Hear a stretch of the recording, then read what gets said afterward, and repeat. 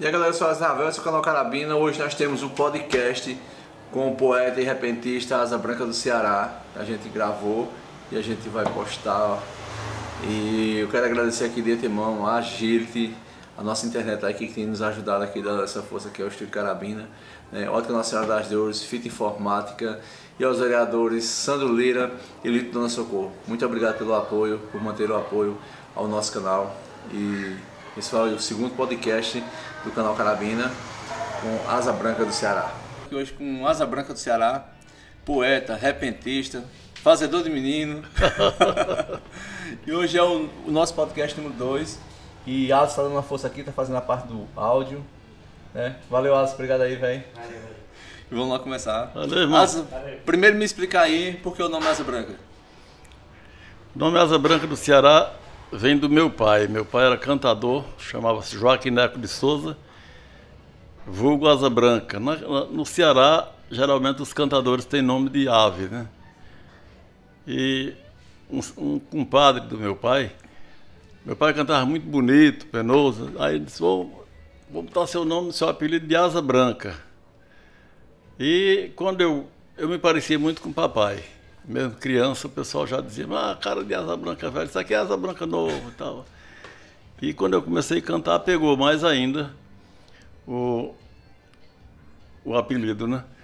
Então, papai era conhecido por Asa Branca de Souza e eu Asa Branca do Ceará para diferenciar os dois cantadores, né? Mas tu nasceu aonde?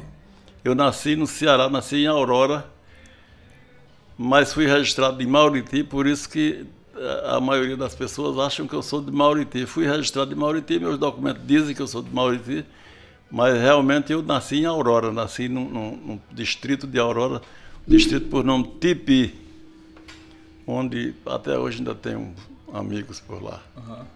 E como foi? Asa Branca começou já com esse dom de poesia logo pequeno? Como foi?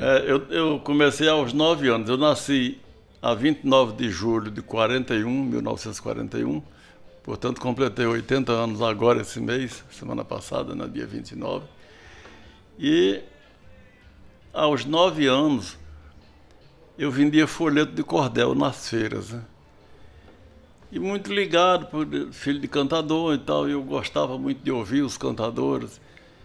E só que eu não cantava, aos 9 anos eu não cantava. Eu vendia folheto de cordel, fazia alguma coisa, escrevia, tentava fazer alguns versos. Aos 15 anos eu abracei a profissão de cantar. E quando eu tinha 16 anos, em 1957, eu tive o prazer de conhecer Pinto de Monteiro, Severino Lourenço da Silva Pinto, conhecido por Pinto de Monteiro, o maior cantador de todos os tempos. E tive a sorte que ele gostou de mim, a gente fez aí um laço de amizade muito forte, que ele me deu muitas aulas, né, de lições de vida, na vida de cantador. E eu tive a sorte de cantar com os maiores cantadores por intermédio de Pinto. Lorival Batista, os Batista, Otacílio, Lorival, Dimas. E depois os cantadores mais novos que foram chegando, muitos que começaram comigo, que estão aí na mídia, né? São José do Egito era tipo a meca dos poetas repentistas, como é? Não, realmente os repentistas mesmo, os poetas, são de Itapetim. Agora, São José do Egito ficou como uma capital dos repentistas, porque é uma cidade, por ser uma cidade maior, mais conhecida, e Lorival Batista morava lá, Jó Patriota, Zé Catota, todo esse povo aí grandes repentistas moraram. Então, nasceu em São José do Egito, é poeta, mas não é também, não é assim. Então, tem muitos poetas, mas eu acho que Itapetim. É uma disputa grande entre os dois, né? Eu acho que Itapetim flui mais, né? Nós temos, inclusive, Zé Adalberto, né? Que é um poeta jovem aí, de Itapetim, né? E muitos cantadores.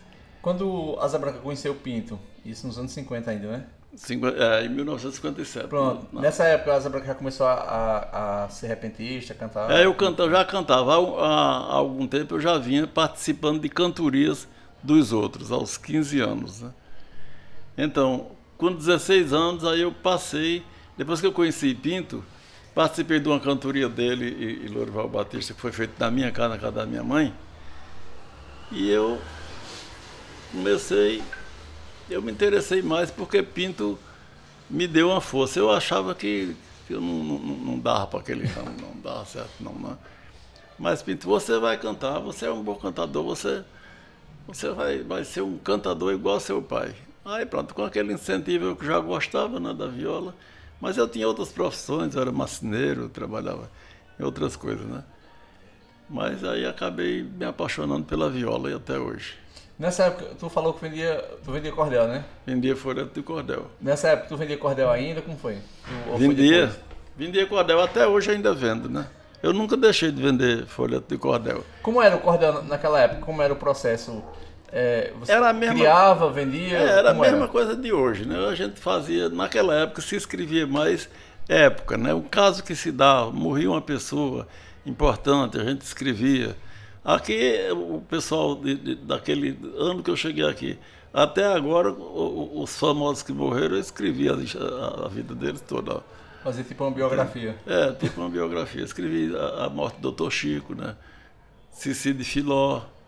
Tudo são coisas que eu escrevi, publiquei e tem por aí afora. Só que eu mesmo não tenho nenhum. Antigamente, vendia nas feiras? Nas feiras. Como era essa aqui? Qual era as feiras que tu participava vendendo? De todas as feiras do Nordeste, tinha folheteiro cantando na feira, no meio da feira. A gente tinha...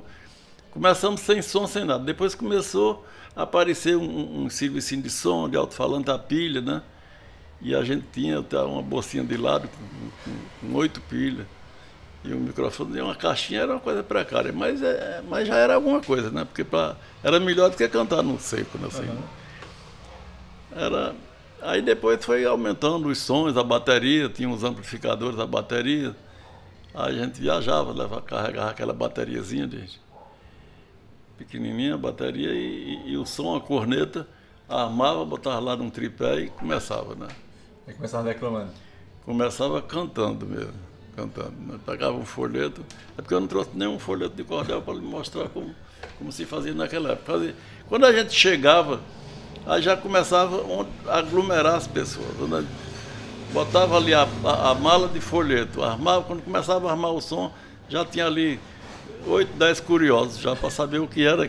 Naquele tempo os camelôs andavam com cobra, com tiu, camaleão. Eu nunca gostei de andar com isso, não. O meu negócio era... Eu fazia uma roda, assim, brincando com o povo, lendo folheto, dizendo uma piada, uma coisa, e começava. Daí a pouco eu partia para o romance mesmo. Aí lia o romance, duas páginas, 3, aí fazia um suspense, né? Aí eu vou vender aqui meia dúzia e tal, para poder continuar. Deu, daí vendendo e assim escapando. A tática de venda. Era a tática de venda. Até hoje, se fizer, ainda vendo do mesmo jeito. É porque as pessoas hoje não têm mais coragem de fazer isso. Eu tenho ainda, mas já estou no final da vida, como se diz, já com 80 anos. Eu tenho coragem de vender, ainda vendo folheto.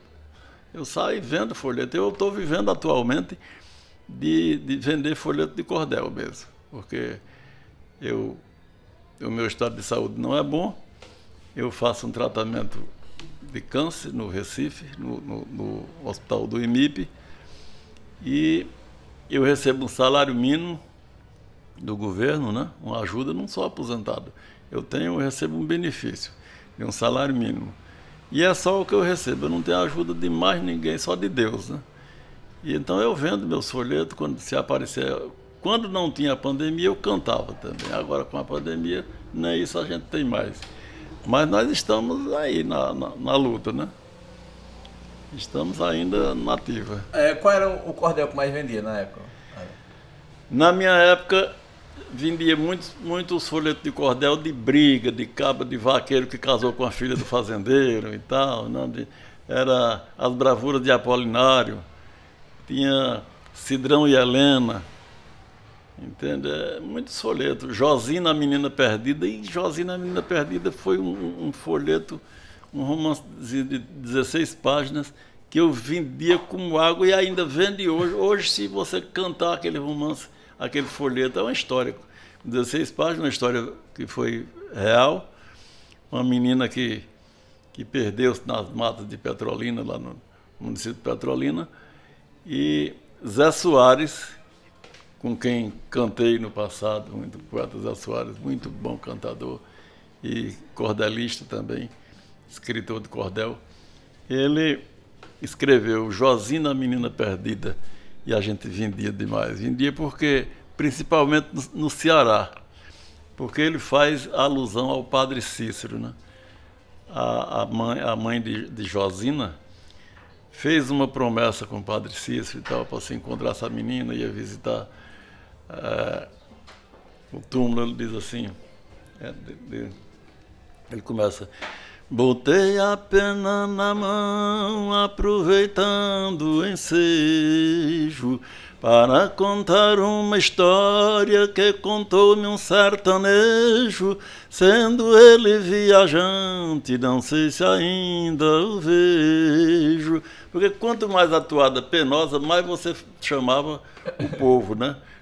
O sertanejo contou-me que perdeu-se uma menina, filha de uma viúva chamada Dona Cristina, nos tristes bosques medonhos, no sertão de Petrolina.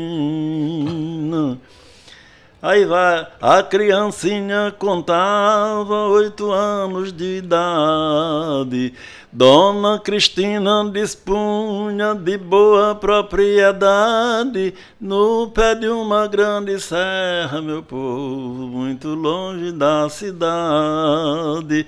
E o pessoal ficava atento àquilo ali, rapaz, né? Atento. E como foi que aconteceu? Um dia Dona Cristina fez da filha um portador pra ir levar um recado na casa de um morador. Por essa origem deu margem a essa pedra de horror. O dia estava nublado, só não estava chovendo. Dona Cristina lhe disse: Josina, tu vai correndo, não te demores por lá, minha filha, que já está anoitecendo. Às 5 horas da tarde a criancinha saiu. Chegou lá, deu o recado, no mesmo instante seguiu, mas de volta demorou-se com umas frutas que viu. Era um pé de cambucá, os galhos estavam pendendo. Josina tirando os frutos, naquilo se entretendo, nem sequer vinha na mente Ravel, que já estava anoitecendo. Quando já estava escuro, Josina saiu incerta por uma grande vereda, pensando que ia certa, e em procura da serra, coitada, feia, medonha e deserta. E assim a criancinha perdeu-se, não sabia mais sair. Ficou quando a pessoa está perdida. E é triste essa história, né? Quanto mais você acha que está certo, mais você está errado, né? Sebastião da Silva e Moacir Laurentino tinha uma canção que falava de uma criança perdida. Então, aquela ali foi outro caso real também. É muito bonita a história. Em Riacho dos Cavalos, aquela dali, né? A menina. Que tem uma frase que de Neto. Meu pai tinha um vinil lá, a gente na vitrolazinha, a gente escutava, sabe? Disso, né? Era muito triste a história. Dos poemas que escrevi por meio da inspiração. Lindo. E tem uma frase que fala: as folhas foram seu luto e a luz se viu de vela. Ixi, é triste. Quando acharam a criancinha, acharam morta a criança, né? Muito triste. É muito bonito. Edinete. Edinete era seu nome que lembramos com pesares. Filha de Rita Alzira e Expedito Soares, casal pobre mais bem quisto com todos os familiares. Bem triste mesmo, bem triste. Então, era nessa época boa, que se vendia folhetos, canções nas feiras, né? Casos que aconteciam. E naquela época era muito bom. A gente vendia muito. Depois o progresso foi chegando e foi consumindo as coisas boas do sertão, as coisas simples do sertão estão sendo tragadas pelo progresso, pelo lixo musical que existe hoje, né? Também, mas eu estou feliz ainda com... Naqueles anos 50, quando tu conheceu o Pinto, ele já era assim famoso? Muito famoso. Eu conheci Pinto já tinha uns 70 anos, por aí já era. E era? Já era bem maduro. Aí como foi tua amizade com ele? Tu conviveu muito tempo através com ele, né? do conhecimento que ele tinha com meu pai, que ele havia cantado com meu pai e tal, e ele afeiçoou-se a mim. E a gente... Pinto, ele era assim meio fechado, sabe? Um tanto fechado, mas comigo ele era aberto demais. Ele dava cada risada, contava história. E viajamos muito, eu viajei muito com Pinto. Eu acho que foi com quem mais eu viajei dos cantadores, foi com Pinto. Depois surgiram outros cantadores que eu cantei cantador daquela época, Zé Soares, João Isidro Marcelino, Zé Faustino Villanova, pai de Ivanildo, e posteriormente Ivanildo, ele é um pouco mais jovem do que eu, mas ele vinha aqui para Monteiro fazer cantoria comigo, nas cantorias que eu arranjava para a gente cantar. Então eu tive uma época muito boa aqui em Monteiro, né? Eu tive uma sorte de criar assim, uma amizade, um laço de amizade com os mais famosos da cidade, pessoal, os chefes políticos e tal. E então eu tive uma época que quem quisesse fazer uma cantoria boa aqui em Monteiro tinha que ser com Asa Branca pelo meio. Aí vinha Zé Vicente. Tinha programa de rádio também, né? Tinha programa em rádio. Na época, as rádios eram muito difíceis, longe uma da outra, né? Mas eu tinha a Rádio Cardeal Arco Verde, que na época era a Rádio Bandeirante. Eu fiz a estreia dela com Zé Vicente da Paraíba e Zé Pereira da Palmeira, que era um cantador que só tinha um braço. Na abertura da rádio, fomos nós que cantamos. E depois ficamos com um programa lá chamado Canta Nordeste. Em Arco Verde. Em Arco Verde. Depois, a Rádio Bandeirante de Arco Verde estava entrando na Rádio Bandeirante de São Paulo. Aí a Polícia Federal veio e fechou, inclusive com as nossas violas lá dentro. E era me fala agora o nome da memória, seu Áureo Bradley, era o dono da rádio.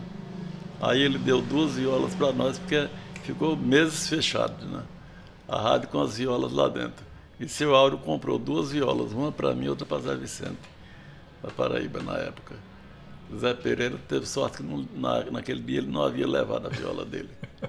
Mas você ficava preso lá dentro também? Estava preso também. Mas depois, com algum tempo, abriu, não com o nome Rádio Bandeirante, Cardeal Arco Verde, como é até hoje, né? Quando eu morava no sítio, que era molecota, a gente escutava muito as rádios de Arco Verde e Caruaru. A gente cantava 8 horas da manhã. Cantei em Caruaru também, tive programa Rádio Difusora de Caruaru. Das rádios Jornal do Comércio eu tive programa em quase todas. Difusora de Pesqueira, Difusora de Caruaru, Difusora de Limoeiro. Tu morava nessa cidade, como era? Não, eu não tinha... Não, tu morava onde nesse tempo? Assim? Qualquer lugar, né? Era uma andarilha assim. Eu gostava de morar em todo lugar. Se eu gostasse daqui, eu ficava aqui. Gostei daqui, fiquei aqui. Ó. Eu não saí mais daqui. Eu cheguei aqui em 57 e eu saí daqui para outros lugares, mas sempre eu era daqui de Monteiro, eu voltava para cá. Eu fiquei 14 anos em São Paulo, mas todo ano eu vinha para cá. Quando eu voltei definitivamente, voltei para cá. Isso tinha a ver mais com a amizade com o Pinto? Tu tinha também? Não teve a ver com a amizade. É porque tu gostou da cidade mesmo, assim, né? Eu gostei daqui, né? E Monteiro tem essa questão de ser muito receptivo com as pessoas que vêm de fora, muito receptivo. Né? Eu fiz muita amizade aqui, muitas amizades boas amizades, né? E naquela época não tinha, assim, não era como hoje. Eu acho que aquela época era melhor do que hoje, entendeu? Era assim, o povo tinha mais amor, o povo tinha mais respeito pelo seu semelhante.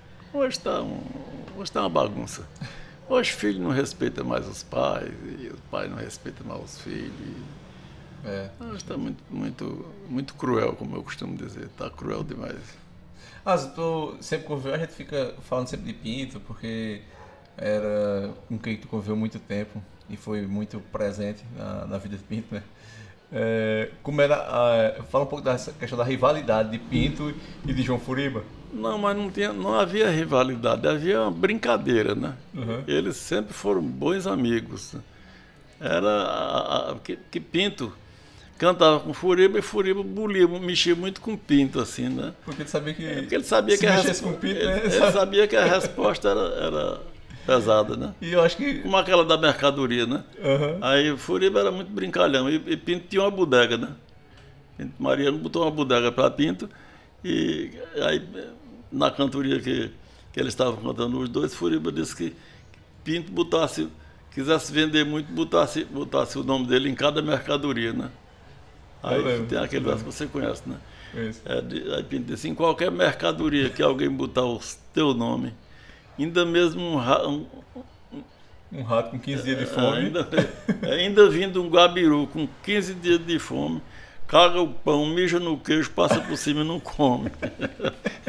Agora, isso é o que fez de Pinto ser o poeta que foi, grande, nos desfechos, nas respostas que ele dava. As respostas dele eram geniais, né, Lázaro? É um gênio. Hoje se diz que tem cantadores, se Pinto fosse vivo hoje e cantasse, ele não cantaria como o tanto que os cantadores, mas é diferente. Cantaria porque Pinto eram as respostas que ele dava. Ele cantando com Zé Feitosa, e na época ele gostava de uma mulher chamada Bio Garrafada. Não sei se você... Acho que você não conheceu, não. Mas não, já vi falar da história. Conheceu. Uhum. E ele ficou junto com o Bio uma temporada, que ele sempre estava com a mulher do lado, né? E como ele já andava com dificuldades, as pernas bambas, para todo lado, para onde ia, Bio ia junto, né? Ele já não...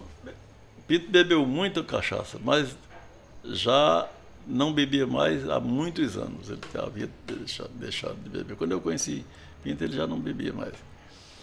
E ele chegava, Bio bebia demais, a mulher, né? Seu Severino, quer tomar uma dosinha? Não, mas essa mulher toma. Aí dá para beber, né? E começaram a falar de mulher e tal, e Zé Feitosa brincando com ele, disse, Pinto velho desse jeito namorando o povo manga. Ele disse, pois se vire numa franga que eu quero pegá-lo agora. Com os 2 pés no mucumbu, as asas fazendo escora, o bico prendendo a crista e o resto eu digo outra hora. Não precisava dizer mais nada, não. As respostas dele eram geniais, né? Era. As respostas eram demais. Tinha um senso de humor assim, né, nas respostas dele. Era, mas aquilo ali era... Quem ria era quem estava de fora. Ele era sério, né? Ele continuava sério. Porque geralmente essa galera que tem essa resposta assim, de humor, geralmente é sério, né? Que nem dizem que é normal, que tinha esse negócio, né? Dá uma resposta bem, né? Só que ele era bem sério, assim. Porque ele era natural, né? Era natural. Uma coisa natural. Assim, então, Pinto era assim, ele era um humorista, mas era um humorista que não ria. Quem ria eram as pessoas. Né? Aí nas cantorias o pessoal se acabava de rir, né? Muitas né? E as cantorias rendiam, né? Ele cantando com o Expedito Sobrinho, ele disse... Naquela época se usava muito testar conhecimento, um cantador perguntando as coisas ao outro. Entende? Perguntando sobre a história do Brasil, o descobrimento do Brasil, isso aí, alguma coisa assim da época, né? Que curiosidade, né? Uhum. E Pinto... Toda pergunta que Expedito Sobrinho fazia, Pinto corrigia a pergunta, que não era daquele jeito. Ele respondia, mas dizia que a pergunta estava errada. A pergunta seria assim, assim, assim. Aí ele dizia, né? E Expedito Sobrinho disse, eu estou lhe interrogando e o senhor mal satisfeito. Ele disse, se me perguntar direito, com muito gosto respondo, que a minha natureza é a mesma do maribondo. Posso morrer machucado, mas o ferrão não escondo. Então, quem faz isso hoje? Qual é o cantador que faz isso hoje, de improviso, na hora de responder? Uhum. Não faz. Uma vez eu perguntei a Pinto, e eu acho que você já me ouviu falar isso em outro documentário que a gente fez, ou em conversa, sobre os cantadores grandes. Eu tinha a curiosidade de saber como um cantador podia ser intitulado grande. E eu perguntei a Pinto, Pinto, o povo diz fulano de tal é um cantador grande, fulano é um cantador grande. Como é, Pinto, esse negócio de... Eu estava começando da época. Como é, Pinto, esse negócio, o cantador, para ser chamado um cantador grande, como é esse negócio? Ele disse, se você fizer um verso na noite, você já é um cantador grande. Eu disse, mas Pinto, um verso na noite todinha para fazer um verso? Ele disse, tem gente que canta a vida toda e não faz um verso. Então é isso, são versos que estão aí na boca do povo, de muitos cantadores. A Pinto deixou uma imensidade de versos, né? Ivanildo tem muitos versos bonitos feitos por ele, que é Ivanildo hoje. Para mim, é o maior cantador que nós temos em atividade. É o cantador, naquela época foi pintor, hoje é Ivanildo Villanova. Não só dito por mim, mas por vários cantadores que sabem o que é a cantoria. Por que assim? Quais são os atributos que ele tem? Porque Ivanildo Villanova, além de ser um bom repentista, ele é muito estudioso, é muito lente, ele sabe muito, é um cantador sábio. A cantoria de Ivanildo está acima do grau do popularismo. É uma cantoria de elite, uma cantoria que é tão sofisticada a cantoria de Ivanildo, que se Ivanildo quiser cantar com um cantador como eu, a noite todinha sem me dar o direito de pegar na deixa sem repetir a palavra, ele faz isso, cantador comigo ou com um cantador do meu tamanho. Isso porque ele lê muito, é um cantador. Ele vinha para aqui, enquanto eu ia tomar cachaça, namorar e tudo, ele ficava com um livro o tempo todo. Ficou várias vezes da minha casa aqui. A gente ficava, ele ia passar final de semana, às vezes acabava passando a semana por aqui, que a gente ia arranjando baiões de viola. E eu nunca vi Ivanildo se acordar, depois de banhar o rosto, não pegar um livro para ler.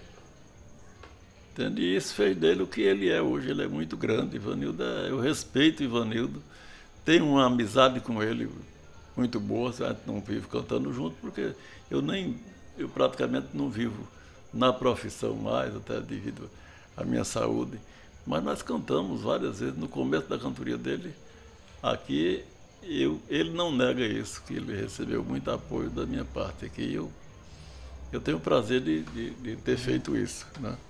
Porque era bem merecido o apoio que você dava a um cantador como Ivanildo. E os demais cantadores grandes, como Geraldo Amâncio e muitos outros cantadores, todos me conhecem, são meus amigos e sabem. E além de cantar, eu tive muitas outras profissões e tudo. E acho que eu me orgulho de poder chamá-los de amigos. Não sei se eles sentem a mesma coisa por mim, mas eu fico muito feliz de ter cantado com todos eles. Você foi privilegiado de ter convivido com essas lendas, né? Ter convivido com os maiores cantadores. Eu nunca me considerei um cantador grande, eu acho que sou o menor de todos. Mas eu tenho esse orgulho de ter me misturado com a elite dos cantadores. Da minha época. Os cantadores jovens de hoje, não. Muitos cantadores jovens hoje eles nem me conhecem, mas conhecem meu nome. Mas como era que funcionava a questão das cantorias? Como era uma cantoria de fato, assim? Como era? Bandeja, era cantoria sempre. Como era? Explica assim, por exemplo, o dono da casa, vocês iam na casa de um fazendeiro, convite. Como era essa questão? A gente ia a convite, ou às vezes a gente mesmo pedia a cantoria. Né? Aí ajeita uma cantoria para mim, Mané Silva, ajeita uma cantoria para mim, organiza uma cantoria lá na Pitombeira para mim. Então, o Mané Silva ajeitava o local e a gente ia cantar.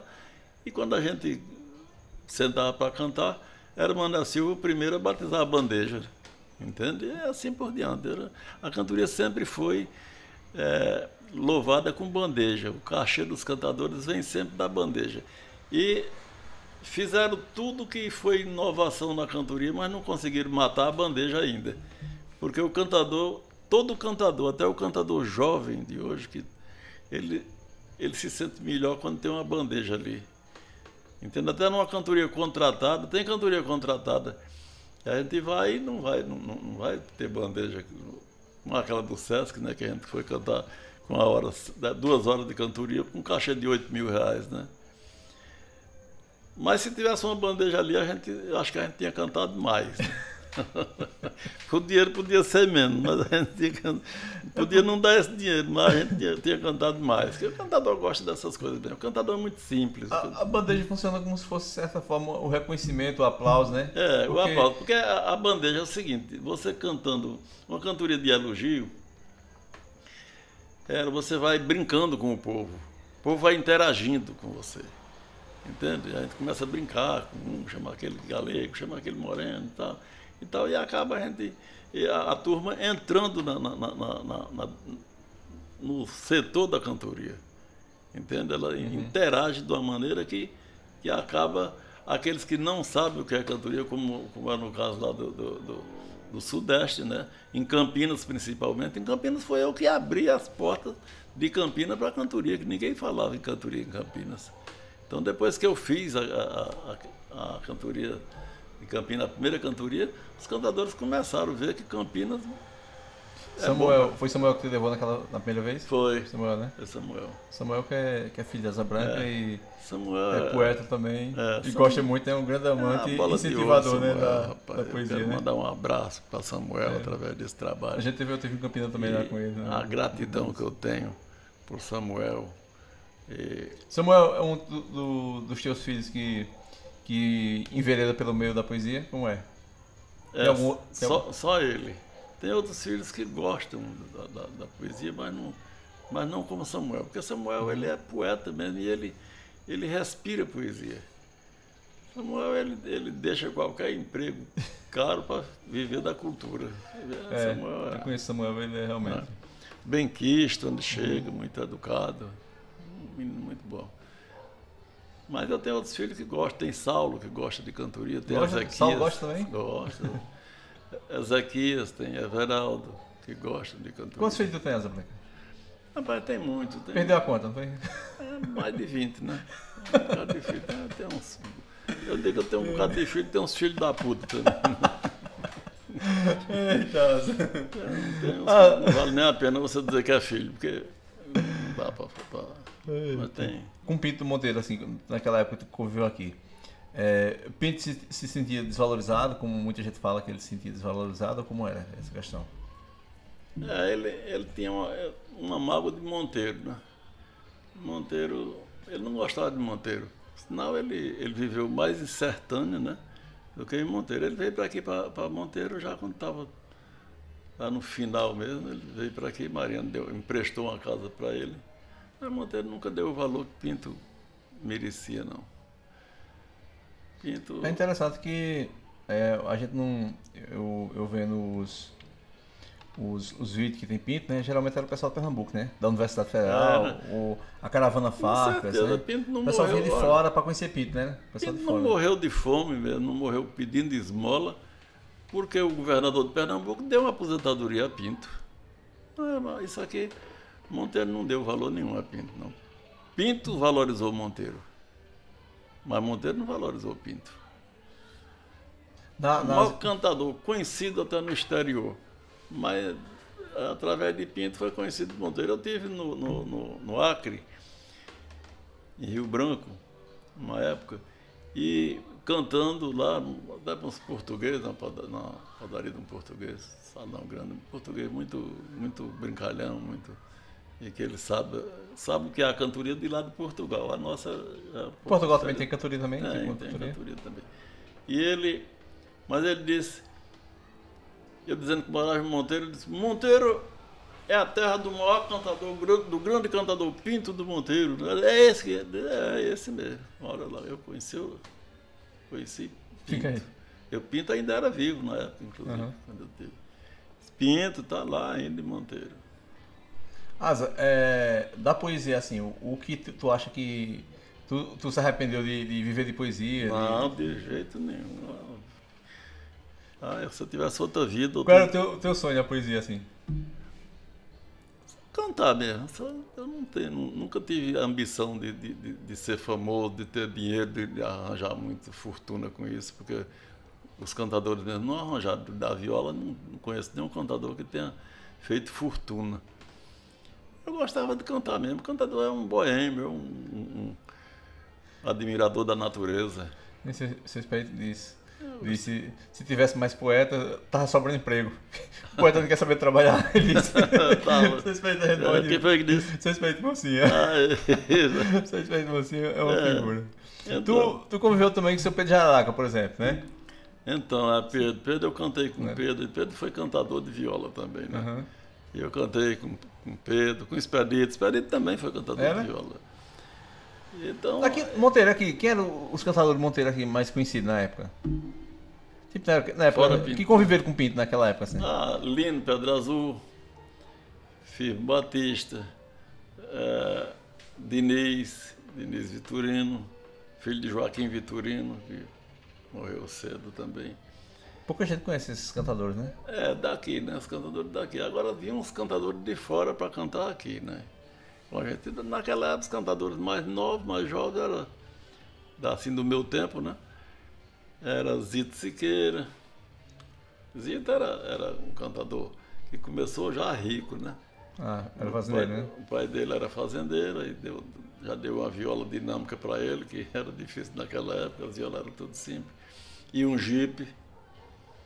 Então era um cantador. Sim, essa questão mesmo. Antigamente, como era essa locomoção? Porque muita gente não tinha transporte, né? Naquela época. A cavalo ou a pés, né? Ou a cavalo ou a pés. Naquela época a gente ia cantar. Por exemplo, se fosse cantar, vinham 2 cantadores para cantar na Pitombeira, lá no seu território lá, né? Então o dono da cantoria mandava alguém com 2 animais para levar os cantadores, né? Que o cantador vinha de caminhão ou vinha para aqui para a cidade, né? Ele vinha para a cidade, né?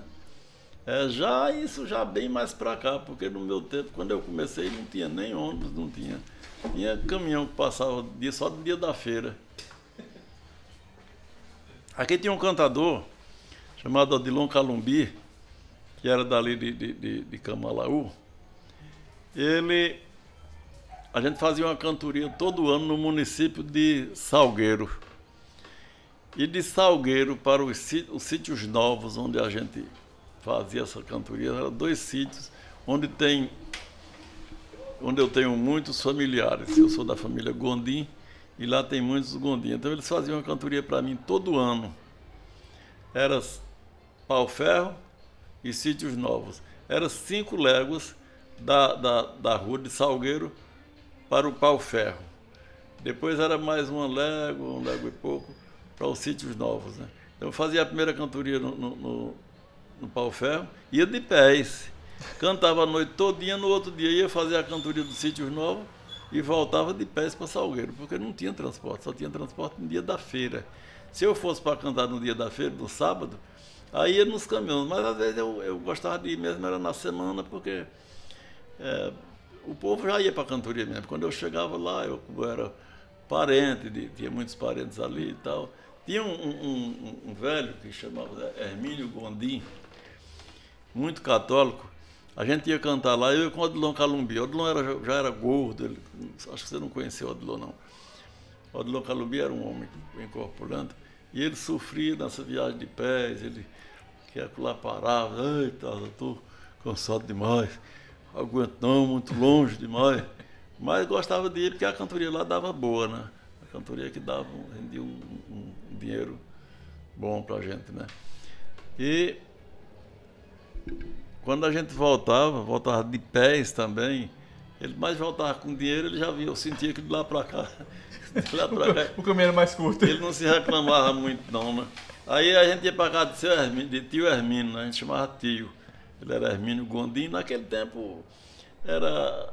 Para você chamar tio, era lá um parente bem longe, mas era tio, né? Uhum. E tomava bênção. Tem até um verso que, não me engano, é de Manuel Chudu, cantando no mote: veja o passado o que foi, veja o presente o que é, né? É muito bonita essa 10ª. Ele diz: eu era pequenininho e lá na casa onde eu morava, via sempre quando passava pela estrada um velhinho. Eu corria para o caminho e gritava: benção, seu Zé. E ele, com a mesma fé, dizia: Deus te abençoe. Veja o passado o que foi, veja o presente o que é. Então, naquela época, o pessoal que era católico mesmo, né? E tinha uma reza, antes da cantoria tinha uma reza. Eles começavam, a janta era umas 7 horas da noite, né? Aí, por volta de 8 horas da noite, começava a reza. Aí ele começava a rezar e dizia: eu já rezei Padre Nosso com Ave Maria para a alma da finada Ernestina. Aí rezava: Padre Nosso Ave Maria para a alma do finado João. Eu já rezei para a comadre Ernestina. Aí às vezes a pessoa não se lembra, mas por via das dúvidas vamos rezar de novo. Eu sei que às vezes quando acabava essa novena deles, né, lá, era meia-noite. Aí, para começar a cantoria. Para começar a cantoria. As cantorias daquela época era até de manhã, mas era bom para nós. Porque se não tivesse a reza, a gente tinha que cantar, começar a cantar às 8, por exemplo, né? E até de manhã, do mesmo jeito, né? Aí então já... Então era melhor começar meia-noite, porque já só tinha meia-noite, só tinha metade para cantar, mas só que às vezes 7 horas da manhã a gente ainda estava cantando. E ele dizia, ele mesmo: vamos pagar os cantadores, não sai ninguém. Não já tinha ordem. Não sai ninguém. Tem que ficar para a cantoria. E todo mundo trouxe o dinheiro. Eu, comadre, trouxe, cadê? Aí se a família vinha, às vezes, a mãe, o pai e 4, 5 filhos pequenininhos de braço, mas até aquele bebezinho de braço tinha que pagar. Tinha que dar alguma coisa. Era bom demais. Era muito bom. E era assim, eu acho que a cantoria, os cantadores da minha idade e que passaram o que eu passei, não sentiram aquilo como um sofrimento, não. O sofrimento maior é hoje. Entendeu? Hoje é o maior sofrimento de hoje é, porque agora bate uma pandemia dessa daí, proibindo os cantadores que vivem só da viola, esses estão ferrados mesmo. Para quem vive assim, principalmente de eventos hoje em dia, né? Ficou bem complicado. Eles estão fazendo tudo pra cá, né? Diga aí, bicho. Um barulho desse, né? Foda. Não é isso aí. Cadê as casas aí? Alguma vizinha aí? Pois é. Bom, e é assim, é um prazer grande demais estar com vocês aqui, estar com você.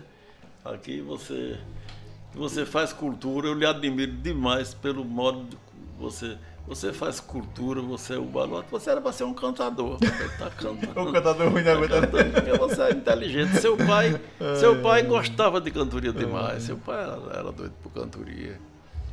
Muito meu amigo, tive esse prazer de tê-lo como amigo, e ele assistiu várias cantorias minhas, ali mesmo na Pitombeira. Lá em Brasil, né? Cantava sempre lá em Brasil. Daqui do Brasil era o ponto da gente. Era, a gente cantava sempre ali. É assim, eu acho que não vai dar pra gente se prolongar mais por causa esse som aí tá interagindo, vai sair. Mas para quem tá vendo essa live, esse toque é um fundo musical que apareceu agora, né? Mas a gente faz outra. Infelizmente. Se você quiser. Vai ficar para a próxima então. Então valeu para todos vocês, obrigado e até a próxima. Isso aí, mandar um abraço para todos os internautas, abraço e cultura. Vocês não desprezam a cultura. A cultura, nós respiramos, nós nordestinos respiramos cultura, porque a viola, o samba de coco, o forró, o fole de 8 baixos, são nossas raízes, coisas da nossa terra, as coisas da nossa terra, que coisa boa. Só o cantador sabe descrever tão bem as belezas naturais que nós temos aqui. Um abraço a todos aí. Deus proteja cada um de vocês e não me desampare. Na próxima nós vamos estar juntos de novo. Tá bom, Asley? Eita, rapaz.